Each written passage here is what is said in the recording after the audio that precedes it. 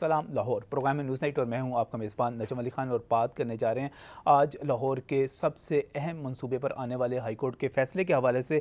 Justice Abid अजीज़ और justice Shahid करीम ने 83 सफ़ात पर मुश्तमिल फ़ैसला जो जारी किया है उसमें पंजाब हुकूमत को कामयाबी हुई है या उसको शिकस्त हुई है। इस वक्त हमारी डिबेट का, हमारी बहस का हर जगह मौजू यही है, क्योंकि जो फ़ैसला हमारे सामने आया उसमें ये कहा गया है कि ऑरेंज लाइन मंसूबा जो है वो 11 जो तारीख़ी इमारात हैं जिनके हवाले से बहुत ज़्यादा डिबेट जारी थी और जिनके हवाले से ये कहा जा रहा था कि हुकूमत पंजाब को यूनेस्को के किसी अफसर की तरफ से कुछ क्लियरेंस भी मिल चुकी हुई है, वो अदालत की तरफ से मुस्तरद कर दिया गया और कहा गया कि तमाम जगहों से ऑरेंज लाइन को 200 फुट के फासले से ही गुजारा जाए, जैसा कि एक SOP बैनुल-अक़वामी तौर पर एक तस्लीम शुदा हकीकत है। लेकिन दूसरी तरफ हुकूमत को जब हम देखते हैं और ये देखते हैं कि इनके हुकूमत के जो मुखालफिन थे वो ये चाह रहे थे कि इस मंसूबे को ही कालअदम करार दे दिया जाए, उसमें माहौलियाती आलूदगी को भी शामिल किया जा रहा था। तारीख़ी अमारात का इशू अपनी जगह पर था, लेकिन उन तमाम दरख्वास्तों को मुस्तरद कर दिया गया जिसमें इस मंसूबे को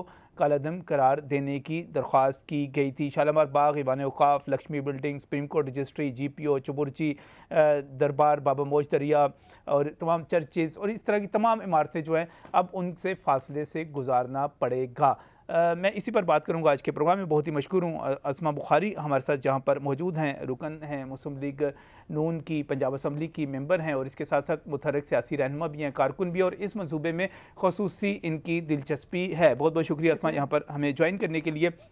यहीं पर रज़ा खरल भी मौजूद हैं।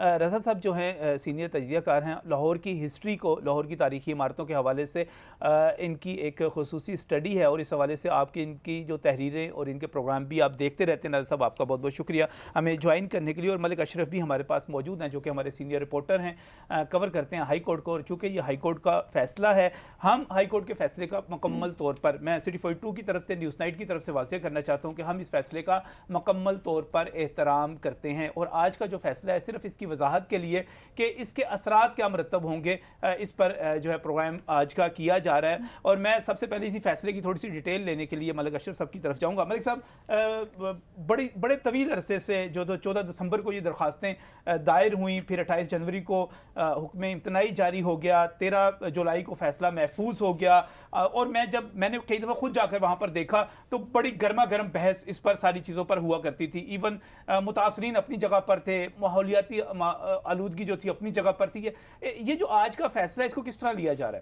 है? नजम भाई, बात यह है कि तकरीबन 8 माह के बाद ये फैसला है जी। और सबसे पहले जब ये दरखास्तें आई थी तो उस वक्त जो पहला मौजू आया था वो आया था कि जो लैंड एक्वायर की जा रही है उसके कानूनी तकाजे पूरे नहीं किए जा रहे। सही। लैंड एक्विजिशन जो तरीक़ेकार था उसको चैलेंज किया गया था और जैसे शाहिद करीम की अदालत में ये केस सबसे पहले उनकी अदालत में आया तो उन्होंने जब देखा कि ये लैंड एक्विजिशन के जो प्रोसेस है दफ़ा 4 का या दीगर इसको प्रोसेस वो अडॉप्ट नहीं किया जा रहा, तो इस पर सबसे पहले जैसे शाहिद करीम ने इस पर हुक्म इम्तनाई जारी किया लैंड एक्विजिशन के मामले पर। और इसके बाद मज़ीद और दरख्वास्तें आई और इसके बाद वो तारीख़ी मकामात का जो था वो भी जैसे शाहिद करीम की अदालत में ये मामला है, तो उसके बाद उन्होंने हुक्म इम्तनाई जारी करने के बाद ये फ़ाइल जो थी वो chief justice Lahore high court को भिजवा दी और सिफारिश की कि चूँकि इंतहाई अहम मामला है तो इस पर डिवीज़न बेंच तश्कील दे दिया जाए, जिस पर जैसे आबजी शेख और जैसे शाहिद करीम पर मुश्तमिल डिवीज़न बेंच तश्कील दे दिया गया और वो जो हुक्म इम्तनाई था वो बरकरार रहा, जो आज भी फैसले की शक्ल में आ गया है। वही फैसला बरकरार रखा गया है कि जो तारीख़ी मकामात थी उसके करीब जो 200 फुट का तो बड़ी लंबी ये बड़ा एक लंबा मुकदमा, काफ़ी इसकी समाअत जो बहुत ज़्यादा हुई और कई दफ़ा तो बड़ी मुख्तसर तारीखें इसमें पड़ी और इसके बाद दोबारा जो है सिलसिला शुरू हो गया। आज आप अगर फैसले के, चूँकि तफसीलात तो आप हम अपनी न्यूज़ में भी दे चुके, मैं आपसे एक फ़ैसले के हवाले से पूछना चाहूँगा, आप क्या समझते हैं कि ये हुकूमत की कामयाबी है, नाकामी है, आप इसको किस तरह देखते हैं? देखिए नजम, मेरी मुस्तफा रमदे से बात हुई है जी, जो साबिक़ एडवोकेट जनरल पंजाब भी हैं और LDA की जानब से वकील भी हैं। अच्छा। जो हुकूमत की जानब से वो तो खुश नज़र आ रहे थे, वो कहते थे कि हमारी नाकामी नहीं है। जो अभी एक मीटिंग हो चुकी है, भी मुस्कुरा रही है इस पर और उनका ये कहना था जो मेरी उनसे बात हुई जब फैसला नहीं उनसे बात नहीं, मैं मलिक अशरफ से पूछ रहा हूं कि आप इसको क्या समझते हैं, यस नो, हुकूमत के हक में मुखालफत में, यानी कि 50-50 कह सकते हैं। 50-50 इसलिए है क्योंकि एक तो जो माहौलियात के हवाले से जो दरखास्तें थी माहौलियात के हवाले से वो तो डिसमिस होगी, लेकिन जो तारीखी इमारतों के हवाले से थी वो एक्सेप्ट हुई। हम इसको कहते हैं जुज़वी तौर पे तारीखी इमारतों के हवाले से यूनेस्को तक जो इस पे एक्टिव रहा, लाहौर बचाओ तहरीक जो है वो इसके बीच में शामिल रही। आप क्या समझते हैं कि तारीखी इमारतों से 200 फुट का फासला रखने से लाहौर वाकई बचता है, इसकी तारीखी इमारतें बचती हैं? अब ये ना लॉ है एक, यानी प्रोटेक्शन ऑफ मॉन्यूमेंट्स के हवाले से जो लॉ है, मतलब दो है एक्चुअली, लेकिन एक जो एक्टिवेट प्रोविंशियल गवर्नमेंट की तरफ से है वो, उसको अगर आप सामने रखें तो 200 फुट का फासला जरूरी है। लेकिन आप अगर इंटरनेशनल डिकोरम देखें या इंटरनेशनल आप इमारतें देखें या प्रोजेक्ट डेवलपमेंट के प्रोजेक्ट्स देखें, तो बहुत सारे प्रोजेक्ट्स ऐसे हैं कि जो बिल्कुल उन इमारतों के करीब से गुजर रहे हैं और हो रहे हैं। अच्छा, ये ऐसा नहीं है कि कहीं भी नहीं हो रहा है।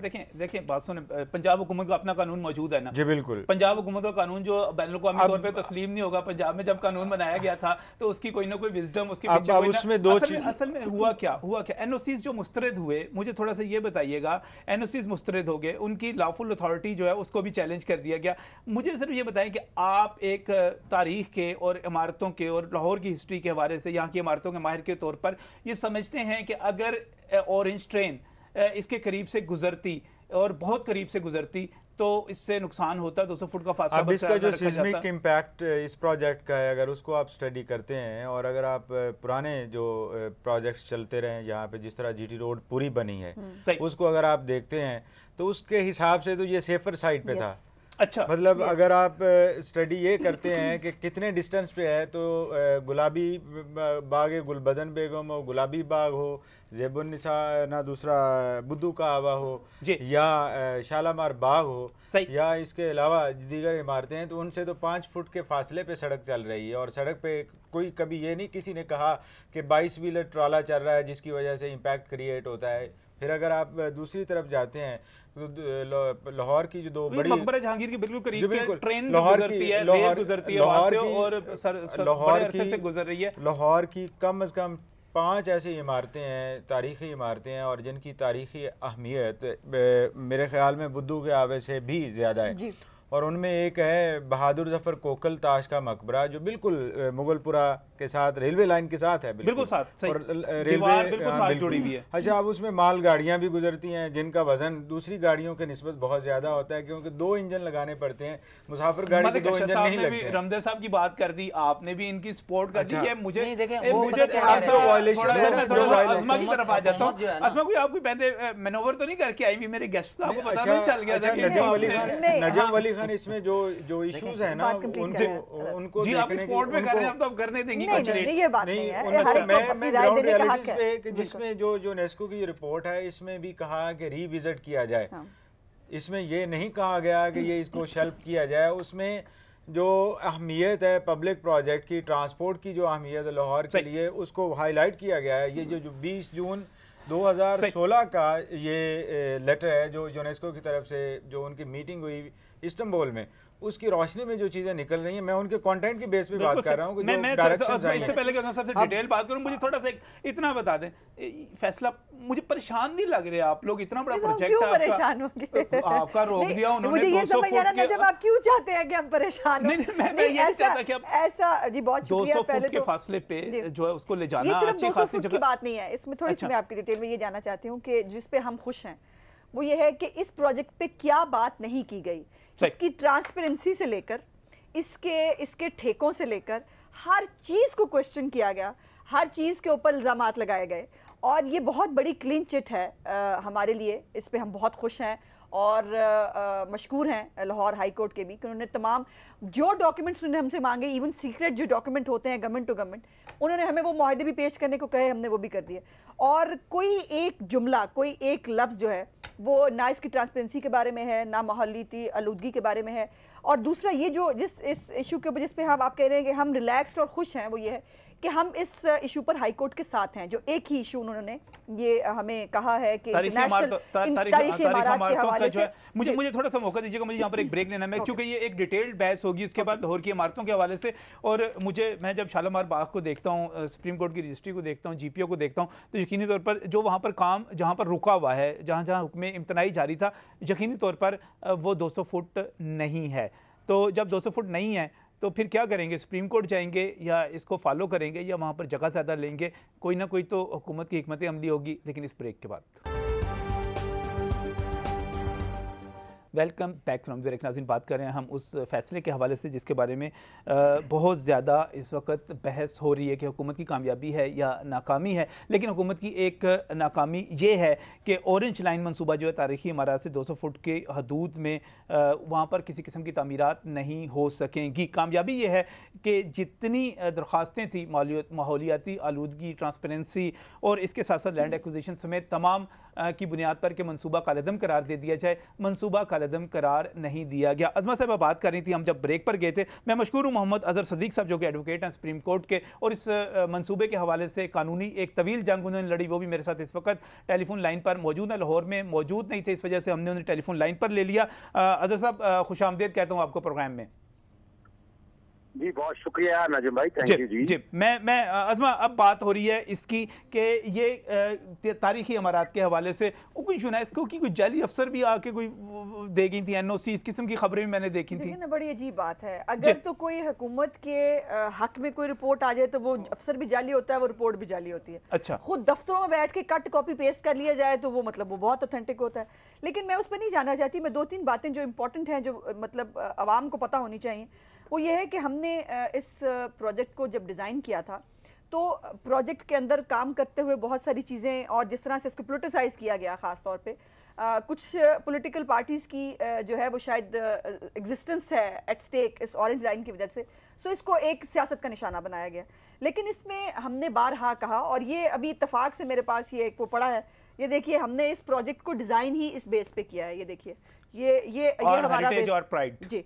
और हमने, मैं आपको मतलब विद फैक्ट्स बता सकती हूँ कि शालीमार गार्डन जो है उसमें हमारा डिस्टेंस ऑरेंज लाइन का 29 मीटर्स है फ्रॉम वन साइड और 22.8 मीटर्स है फ्रॉम द अदर साइड।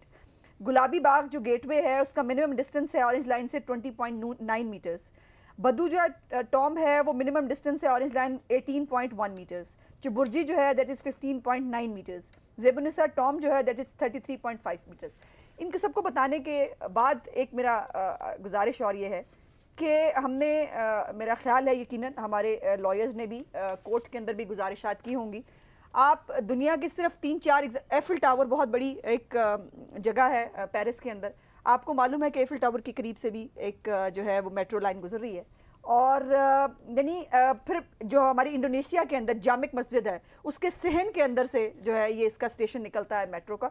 सो दुनिया के अंदर जो है, और ख़ास तौर पे जो इंडिया ने जब बनाया उन्होंने अपने मंदिर गिराए इस बनाने के लिए मेट्रो को, लेकिन हमने ऐसा कुछ भी नहीं किया। हमने एश्योरेंस दी पहले दिन से, जैसे मैंने आपको दिखाया भी, कि हमने 2 अरब रुपए का प्रोजेक्ट फौरी तौर पर अनाउंस किया गया सीएम साहब की तरफ से कि तमाम हेरिटेज को हमें महफूज करना है, और ये हेरिटेज और खूबसूरत लगेगी जब ये ऑरेंज लाइन उसके पास से गुजरेगी।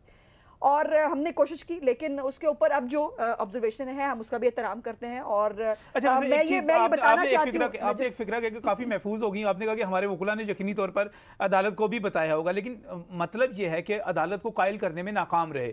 नहीं, नाकाम नहीं। देखिए, जो वर्डिक्ट है, जो हाई कोर्ट ने कहा है, उन्होंने कहा है कि इंटरनेशनल फर्म्स जो हैं उनसे दोबारा इसको सर्टिफाई करा लिया जाए, तो वो हम कराने के लिए तैयार हैं। हुकूमत पंजाब तैयार है, और बहुत जल्द जो है इंटरनेशनल फर्म्स को बुलाकर जो है उनसे हम यहाँ उनका प्रोजेक्ट सर्वे करवाएंगे, और इंशाल्लाह जो उनकी रिपोर्ट होगी वो पब्लिक की जाएगी। हुकूमत इस बुनियाद पर, चूंकि अब मंसूबा रोकने का तो कोई इसमें इम्कान नजर नहीं आ रहा आपको, आपकी यकीनन इससे मुशावरत हुई होगी? जी, अभी डिटेल मुशावरत तो खैर हम कर रहे हैं, लेकिन अच्छा। जो अभी जो हमारा एक फोकस है वो ये है कि हमने हमेशा कोर्ट्स के एहतराम किया है उसका, और अब भी हम ये समझते हैं कि जो उनका हुक्म है कि इंटरनेशनल फर्म जो है उससे वो सर्वे करा दी जाए, वो हम करने के लिए तैयार हैं। वो करवा देंगे। और ये मुकर्रर तारीख पे लाहौरिया जो सवाल करते हैं, मुकर्रर तारीख पे मुकम्मल होने के इम्कान? पहले आपको पता है कि सीएम साहब जो है वो उनका हर प्रोजेक्ट जो है वो कम से कम 6 महीने 8 महीने पहले पूरा होना चाहिए। सो ये बहुत कोशिश की जा रही है इसको लिंगर ऑन करने के लिए, लेकिन इंशाल्लाह टाइम पे। अजहर सदीक साहब की तरफ जाना चाहूंगा। अजहर साहब ने बड़ी लंबी, ठीक ठाक किस्म की, दबंग किस्म की कानूनी लड़ाई लड़ी। अजहर साहब, हुकूमत मंसूबे को चलाएगी, कालादम नहीं होगा ये, लेकिन दूसरी तरफ तारीखी इमारतें जो है महफूज रखने के लिए बिल्कुल उसके लिए इंटरनेशनल फर्म से कंसल्टेंसी की जाएगी, उससे एनओसी लिया जाएगा। किस तरह देखते हैं आप इस फैसले को? बहुत शुक्रिया नजम भाई, ये सियासी बातें की उन्होंने, उस्मा साहबा ने वकील हैं, लेकिन मैं नहीं समझ पाया कोई कानूनी बात उन्होंने की हो। 2-3 चीजें मैं क्लियर कर दूं पहले आपको। एक्विजिशन की हद तक मामला अभी पेंडिंग पड़ा हुआ है। आपको जिस किसी ने भी बताया ये गलत बताया, एक्विजिशन अभी स्टे हुई है जी। अच्छा, दूसरा मैं बता दूं ट्रांसपेरेंसी के हवाले से जो टेंडर का कह रहे थे, इंटरनेशनल टेंडर दिया, वो सारा मामला अंडर चैलेंज है। वो सितंबर में उसकी समाप्त होनी है पूरे प्रोजेक्ट के हवाले से। पहले ये क्लियर कर लें इस बात को। अच्छा, यानी कि ये 309 सफात का, अजहर साहब 309 सफात का जो फैसला है ये अभी तमाम पहलुओं को कवर नहीं करता आपके मुताबिक? नो, ये सिर्फ हेरिटेज को और एनवायरनमेंट के इशू का। मैं जरा आगे चलता हूँ। अच्छा, उसमें बहन है हमारी, मैं ये पंजाब हुकूमत इतने प्यार है इनको हेरिटेज बचाने से, जरा मेरे साथ एक दिन प्रोग्राम कीजिएगा वॉल सिटी के अंदर। अच्छा, ठीक है। वॉल सिटी का एक्ट बनाया, एडेली वहां पर 450 प्लाजा बन चुका है, तबाह कर दिया लोगों ने। वॉल सिटी पे जरूर चलेंगे। मुझे ये बताइएगा, ये आप अजहर सदीक साहब मुझे सिर्फ ये बताइएगा, एक्टिविज्म पैनल क्या समझता है, जुडिशियल एक्टिविज्म पैनल क्या समझता है, हुकूमत की कामयाबी है, नाकामी है, इस पर मंसूबे के हामियों की कामयाबी है, नाकामी किस तरह देखते हैं? मुझे नजम भाई देखिए, आपने उस्मा को तो मौका दिया बोलने का, मुझे भी तो पूरा सर आप भी तो बोल रहे हैं, आप तो उधर दूसरे शहर तक चले गए थे बोलते बोलते। सुन लीजिएगा, ये मैं चैलेंज दे रहा हूँ उस्मा साहबा को, जो डिस्टेंस किए हैं ना इन्होंने, ये डिस्टेंस मैं चैलेंज दे रहा हूँ आपके चैनल पे। आ जाए चाहते हम क्या, ये डिस्टेंस माप कर, सुन लीजिएगा, डिस्टेंस जो कह रहे हैं ये गलत कह रहे हैं। अच्छा, डिस्टेंस माप रहे हैं पिलर से, आपने डिस्टेंस मापने राफ्ट से मुराद जो है वाइब्रेशन जो है वो नीचे जानी है, नीचे से, और वाइब्रेशन जब नीचे से तकरीबन 30 फुट की राफ्ट है, अब 30 फुट से जब आप वहां तक आएंगे तो वो बुरी तरह मुतासर करेगी। ये मैं नहीं कह रहा, ये इनके अपना जो इनका अपना वाइब्रेशन इंजीनियर है वो डॉक्टर उपल के हवाले से, रॉजर कोलाची के हवाले से जो कह रही है ना। अच्छा अजहर साहब, मैं भी लाहौरी हूँ, आप भी लाहौरी हैं, मैं चीज को समझना चाह रहा हूँ। अभी रजा खान साहब मुझे मिसाल दे रहे थे कि जहांगीर के टॉम और ज़ैबुल साहब का मकबरा, उसके आप बात कर रहे थे, बिल्कुल करीब जहांगीर का टॉम बिल्कुल करीब है, ट्रेन रेलवे लाइन साथ गुजरती है, बहादुर जफर कोकल ताश का, और बहादुर जफर कोकल ताश का जो सबसे ज्यादा रशी एरिया है, ये बिल्कुल गलत कह रहे हैं। अच्छा, आपको मैं रिकॉर्ड से बहादुर जफर कोकल ताश का बिल्कुल सुप्रीम कोर्ट की बिल्डिंग, सीपीओ की बिल्डिंग, इवाने औकाफ, सेंट एंड्रयू चर्च, और ये जो बातें कर रही है ना कि मस्जिद कोई नहीं, बाबा मोहतरिया की मस्जिद पूरी तबाह हो रही है। अच्छा, ये वो चीजें हैं, यानी 200 फुट का इशू नहीं है यहाँ पर तो ये एनओसी गैर कानूनी थे कि आप तो दे ही नहीं सकते, ये तो मारते तोड़ते हुए आप जा रहे हैं। तो ये 200 फुट का इशू, ये 6 बिल्कुल सही। दो सवाल आ गए। एक तो सेस्मिक इम्पैक्ट की बात होगी, कितना ज्यादा लर्जिश कितनी ज्यादा होगी, क्या वो मुतासर करेगी, और दूसरा सवाल ये होगा कि एनओसी असल में जाली जारी कर दी, गलत जारी कर दी गैर कानूनी तौर पर। मैं अक्लेकुल नहीं हूँ, मैं तो किसी को ये मुझे साबित करने की जरूरत नहीं है कि मैं अक्लेकुल हूँ, बाकी सारे जाहिल पागल बैठे हुए हैं यहाँ पे। दूसरी गुजारिश है कि मैं सियासी खातून हूँ तो सियासी बात करूँगी, इसमें कोई बुराई वाली बात तो नहीं है, और मैं ज़ाहिर है हुकूमत पंजाब की नुमाइंदा हूँ, तो फिर वो बात करने में मुझे तो कोई समझ नहीं आया कि इस पर अजहर सदीक साहब को क्या एतराज़ है। दूसरी बात यह है कि अगर सेस्मिक उसकी ऊपर बात करनी है तो 30 mm पर सेकेंड जो है, 3 mm पर सेकेंड जो है, ये इंटरनेशनल वेलोसिटी है जो ट्रेन की होती है। और ये बाय द वे इसका ट्रेन का साइज़ जो है, विड्थ और उसका जो वेट है वो भी काउंट किया जाता है। हमारी जो ट्रेन्स हैं जो डिज़ाइन की गई हैं, जो मैंने आपको जैसे बहुत सारी, सदीक साहब को बहुत शौक है मेरे साथ प्रोग्राम करने का, बिल्कुल करेंगे, 2-3 प्रोग्राम मैं उनके साथ पहले भी 2 चैनल्स पे कर चुकी हूँ, बिल्कुल कर लेंगे, लेकिन हम लॉजिक से बात करना, मैं लॉजिक से बात करना पसंद करती हूँ। सो गुजारिश ये है कि जो डिज़ाइन है हमारी ट्रेन का और जो वेट है वो इंटरनेशनल जो ट्रेन इस्तेमाल हो रही हैं उससे वो स्लिम भी है, उसका वेट भी कम है, और हमने 0.30 mm पर सेकेंड 0.30 mm पर सेकेंड वेलोसिटी रखी है जो स्पीड होगी उसकी ट्रेन के हवाले से। सो ये तमाम तो कहीं ज्यादा कम आई थी इंटरनेशनल स्टैंडर्ड से कम। जी ये बहुत कम है, लेकिन वो कह रहे हैं कि पिलर से आप ना करें, ऊपर से उसको ना करें, बल्कि वो देखिए ना जी, ये इंटरनेशनल स्टैंडर्ड्स पे होना है, ये किसी के विश पे तो नहीं हो सकता। मेरे विश पे यहाँ से यहाँ नापो तो वो तो नहीं होगा, जो इंटरनेशनल स्टैंडर्ड है उसके मुताबिक नापा जाएगा, पहली बात। और दूसरी बात ये है कि ये मुझे ये बता दें, जैसे मैंने अभी बहुत सारी एग्जांपल्स आपको दी, मुझे सिर्फ ये बताएं कि जो दुनिया के अंदर इतने सारे प्रोजेक्ट्स चल रहे हैं, क्या वहां पर इंटरनेशनल रूल्स फॉलो नहीं हुए? और वहां पर आज तक जो अभी उन्होंने कहा कि वो ये भी गिर गया वो भी गिर जाएगा, अभी तक जो जब से ऑरेंज ट्रेन बननी शुरू हुई है कितनी चीजें गिरी हैं? कितनी इमारत गिरी हैं, जरा उसके ऊपर भी रोशनी डाल दें, और कितनी इमारत को गिरने के लिए कहा गया है कि ये गिरा दी जाएगी। जी अदर साहब, या उस पे भी बता दीजिए। अदर साहब जी मैं जवाब दे देता हूँ। पहले सुन लीजिएगा। पहली तो बात है कि जिन ट्रेनों का जिक्र कर रही है वो सब अंडरग्राउंड है। ये हमें कोई एतराज नहीं था कि ये टनल टेक्नोलॉजी जो 7.2 किलोमीटर की MV एशिया ने बनाई थी, वो कह रहे थे 200 अरब का प्रोजेक्ट बनेगा, इससे इन्होंने कहा 162 अरब का प्रोजेक्ट बनेगा। इस प्रोजेक्ट ये कॉस्ट इसकी 200 अरब प्रोजेक्ट की कॉस्ट इसमें बीच में भी हम डिस्कस ही नहीं कर रहे। नहीं मैं सुन लीजिएगा, मैं वजह बता रहा हूँ कि इन्होंने अलाइनमेंट चेंज क्या कराई, नेस्पा को कहा, नेस्पा ने बकाया किसी टेंडर प्रोसेस के ये प्रोजेक्ट नेस्पा को दे दिएगा 6 दिनों में। डिस्कशन थोड़ी सी बहुत बहुत शुक्रिया साहब। मैं अशरफ साहब एक पॉइंट जरूर कि क्या वो इस फैसले को चैलेंज करेंगे या इसकी तायीद करते हैं? ये अच्छा वैसे अच्छा सवाल है। मेरे ख्याल अगर वो टेलीफोन लाइन पर मौजूद है कि इसको चैलेंज करेंगे, इसके खिलाफ जाएंगे, ये इससे मुतमईन है। नहीं लेकिन मलिक साहब वो भी तो बता देना। मतलब मुझे हैरत है कि हम अजहर साहब इस पर को चैलेंज करेंगे या इससे मुतमईन है? मैं बता देता हूँ, जहाँ तक माहौलियत वाला इशू है, माहौलियत के हवाले से अदालत ने कहा है कि अपीलेट प्रोसीडिंग नीचे जाना चाहिए था। हम जो EIA के हवाले से इजाजत दी है, वो 10,000 लोग डिस्प्लेस हुए हैं।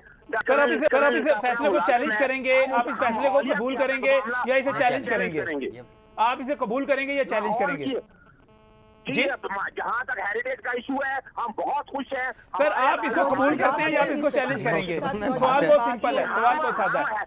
हम हेरिटेज के हवाले से इस फैसले को मनोवन कबूल कर रहे हैं। जहां तक एनवायरमेंट वाला इशू है उसको इंशाल्लाह हम मामला सुप्रीम कोर्ट में चैलेंज करेंगे। बहुत शुक्रिया, बहुत शुक्रिया। और ये एक चीज मैं ब्रेक पर जाना चाहता हूँ, ब्रेक पर जाने से पहले जी ब्रेक पर जाने से पहले ये जो बात इन्होंने भी की और यहाँ पर जो था सारा इशू जो शुरू में था जैली किस्म के और इजाजत के बगैर, बात पहले इंपॉर्टेंट है मलिक साहब, अगर आप बता सकें कि ये जो उन्होंने कहा है कि ये सिर्फ माहौलियाती जो है वो उसके ऊपर तमाम दरखास्तें जो हैं वो हाई कोर्ट ने निपटा दी हैं। आज पता नहीं माहौलियाती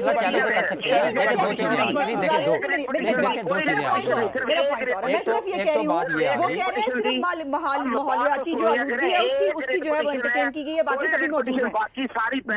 ये ऐसे नहीं है। अगर साहब आप भी चेक कर लें, तमाम डिस्पोज ऑफ हो गई हैं, आप चेक कर लें। आप लाहौर में नहीं है, आपको शायद जी बहुत शुक्रिया। मैं इसको एक ब्रेक पर जाना चाह रहा हूँ, ब्रेक से वापस आऊंगा तो अशरफ साहब यकीनी तौर पर इसको कवर भी करते रहे हैं। आज फैसले को सुबह से लेकर अब तक बार बार पढ़ भी रहे हैं, तो मैं इसको यकीन तौर पर उनसे राय लूंगा कि ये हकीकत है क्या।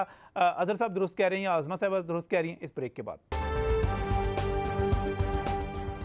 Welcome back from the break. नाज़रीन, एक तालिब इल्म के तौर पर मैं यकीन तौर पर जानना चाहूँगा कि ये जो 309 सफ़ात का फैसला आया है ये मुकम्मल है या नहीं, या इसमें कुछ अभी भी मामला जो हैं इसके बावजूद पेंडिंग पड़े हुए हैं। अजहर साहब इसकी निशानदेही कर रहे थे, अज़मा साहब मौजूद हैं, आप इसकी तरदीद करती हैं, आप कहती हैं कि ये तमाम निपटा दी गई। जी मैंने खुद देखा है और पैरा वाइज हर एक इशू को एंटरटेन किया है कोर्ट ने, और तमाम दरखास्तें एंड पर उन्होंने लिखा है कि ऑल पिटीशंस जो हैं वो उनको डिसमिस कर दिया गया, वो खत्म हो गया। आप इसको किस तरह देखते हैं? ये देखें जो मामला था यहाँ पे कई मैटर्स है। एक तो इल्ज़ाम था हुकूमत पे करप्शन का, पेपरा रूल्स पे खिलाफ वर्जी का, माहौलियात की खिलाफ वर्जी का और ट्रांसपेरेंसी का, ये तमाम मैटर्स थे। और इसके अलावा जो तारीख़ी अमारात का था, जो करप्शन के इल्ज़ाम थे वो भी साबित नहीं हुए, वो डिसमिस होगी।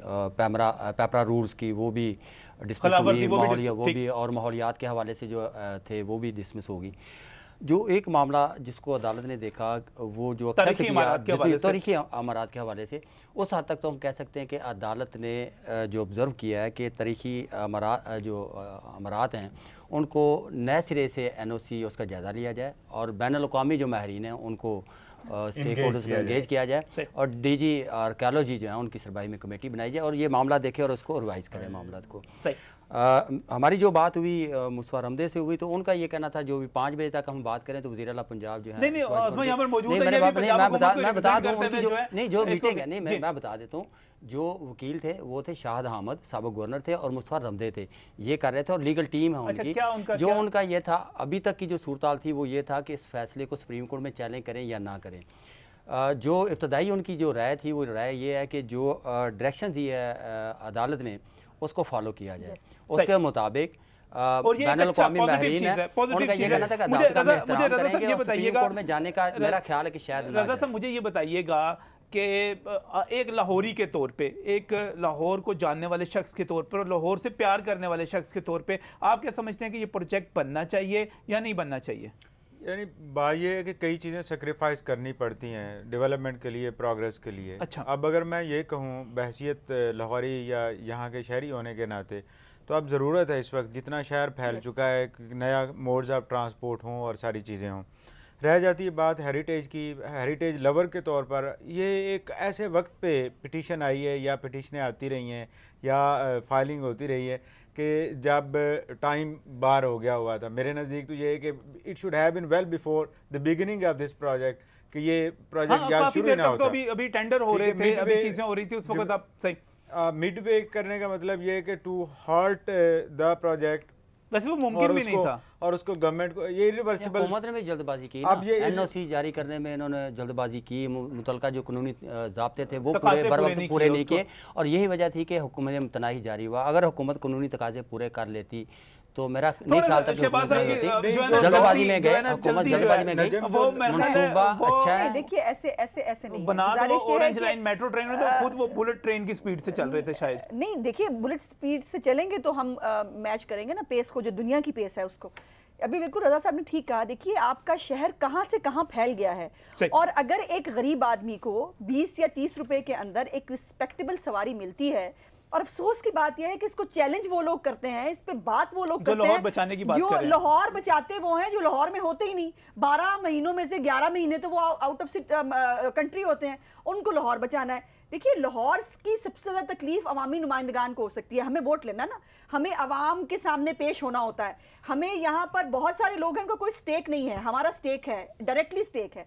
और मुझे बहुत खुशी होती है जब, यकीन मानिए, जब मेट्रो बस से यंग बच्चियां, खवातीन, बूढ़े जब वो रिस्पेक्टेबल तरीके से उतर रहे होते हैं और उनका सफ़र बहुत तेज़ी से ख़त्म हो रहा होता है, ये बहुत खुशी की और इत्मीनान की बात है। और ये जो ये हमारी ऑरेंज लाइन है, इसके ऊपर एक बड़ा मतलब इत्तेफाक की बात ये है कि मेरी मदर जो हैं उनके पास खुद के पास गाड़ियाँ मौजूद हैं, बट इवन देन उन्होंने मुझे कहा कि ऐसा प्रोजेक्ट आने से, बिकॉज हम दुनिया में बाहर इतनी सारी ट्रेन पे फिरते हैं, ये प्रोजेक्ट आने के बाद जो है मैं अपने घर से तुम्हारे घर जो है इस ट्रेन पे बैठ के आया करूं। सो अगर ये आम आदमी के लिए, फिर मेट्रोपॉलिटन्स की अपनी रिक्वायरमेंट्स होती हैं नजम। दुनिया के अंदर आप मुझे बताइए कौन सा ऐसा मेट्रोपॉलिटन है कि जिसको आप 1700 की जो है वो दिहाई में छोड़ देंगे। दुनिया में आपको हमेशा वक्त के साथ साथ चेंजेस लाने पड़ते हैं। अब मैं आपको एक लिस्ट सुना सकती हूँ दुनिया के मुख्तलिफ मुल्कों की, जिन्होंने अपनी इन तमाम मुकामात से, एक तो ये बड़ी इंटरेस्टिंग है जो 0 मीटर है above the bridge, that is Oberbaum bridge है बर्लिन के अंदर जर्मनी में, उसका 0 मीटर फासला है उस ट्रेन के बिल्कुल साथ जुड़ा हुआ। इवन देन मतलब ये तो कोई तरीका नहीं है कि मैंने जैसे कहा कि इस अनफॉर्चुनेटली इस प्रोजेक्ट के ऊपर सिर्फ सियासत हुई है, लेकिन ये प्रोजेक्ट इंशाल्लाह ये आम आदमी के लिए, गरीब आदमी के लिए और लाहौरी के लिए बनना है। ये सिर्फ लाहौरी से फायदा नहीं उठाएंगे। देखो ठोकर न्याज बेग के ऊपर जो बाहर से शहर से लोग आते हैं उनको भी इससे फायदा होगा। और हमारी मतलब जो 1981 में शालामार बाग को वर्ल्ड हेरिटेज लिस्ट में शामिल किया गया, जो 1981 से लेकर 2002 तक रहा। 2002 में जब वाटर रिजर्वायर का मसला पेश आया, जब एक्सपेंशन हो रही थी जीटी रोड की, तो उस वक्त इसको हेरिटेज लिस्ट जो मॉन्यूमेंट्स की उससे हटा के डेंजर लिस्ट में डाल दिया गया। ये 2012 तक रहा। उस वक्त चीज़ें होने वाली थी, उस वक्त एक्टिवेट होना चाहिए था कि वो रोड डाइवर्ट कर जाए। बहुत बहुत शुक्रिया, बिल्कुल सही जी, बिल्कुल सही, बहुत बहुत शुक्रिया अज़मा बुखारी साहब यहाँ पर वक्त देने के लिए। रज़ा खलील साहब आपका भी बहुत बहुत शुक्रिया। मलक अशरफ साहब आप भी तशरीफ़ लाए, अज़हर सिद्दीक़ साहब भी हमारे साथ टेलीफोन लाइन पर मौजूद थे। और नाज़रीन मुझे प्रोग्राम के आखिर में सिर्फ इतना कहना है कि लाहौर किसी एक शख्स का नहीं है, लाहौर 1 करोड़ से ज़ायद लाहौरियों का है, और उन्हें यकीनी तौर पर ट्रांसपोर्ट के, पब्लिक ट्रांसपोर्ट के इशूज़ का सामना है। मेट्रो किसी हद तक उनको हल कर रही है, लेकिन हमें यकीनी तौर पर दुनिया के दूसरे ममालिक की तरह ऐसे मंसूबों की बहुत ज़्यादा ज़रूरत है। मैं अदालत के फ़ैसले को बिल्कुल समझता हूँ कि 100% दुरुस्त है। हुकूमत पंजाब को चाहिए कि थोड़ा सा रूल्स रेगुलेशन का ख्याल करते हुए जो सर्टिफिकेशन चाहिए, जो यहाँ पर वजाहतें चाहिए, जो यहाँ पर क्लियरेंस चाहिए, वो ले ले और उसके बाद इस मंसूबे को ज़रूर मुकम्मल करे। लेकिन जल्दबाजी में हेरिटेज को नुकसान पहुँचाते हुए यकीनी तौर पर इसको मुकम्मल नहीं किया जाना चाहिए। मुझे उम्मीद भी यही है कि हुकूमत इस फैसले को फॉलो करेगी, जैसे मलिक साहब कह रहे थे, जैसे उज़मा साहबा कह रही हैं, और इसके मुताबिक ही आगे चलेगी। इसी उम्मीद के साथ, इसी ख्वाहिश के साथ, अल्लाह हाफ़िज़।